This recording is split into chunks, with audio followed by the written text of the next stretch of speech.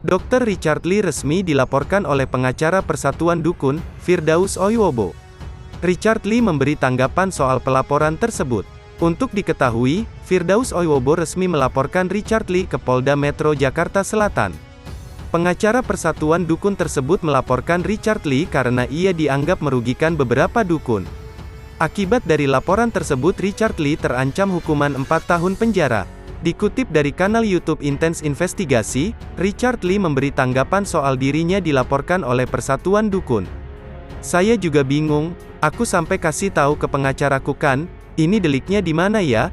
Kok aku bisa dilaporin ya?" beber Richard, Rabu, tanggal 24 Agustus tahun 2022.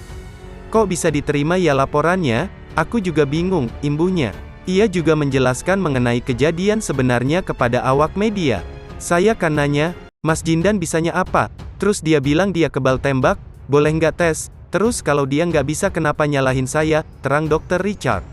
"Kan kalau dia bisa, dia dapat iPhone, nggak bisa gue malah dapat laporan," tambahnya sambil tertawa.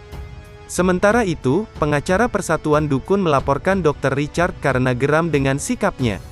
Menurut pengacara Persatuan Dukun ada salah satu skein yang sudah dijanjikan tidak perlu dimasukkan dalam podcast, namun Richard memasukkan dalam podcastnya. Mendengar hal tersebut Richard membenarkan mengenai salah paham atas dirinya dengan pengacara Persatuan Dukun.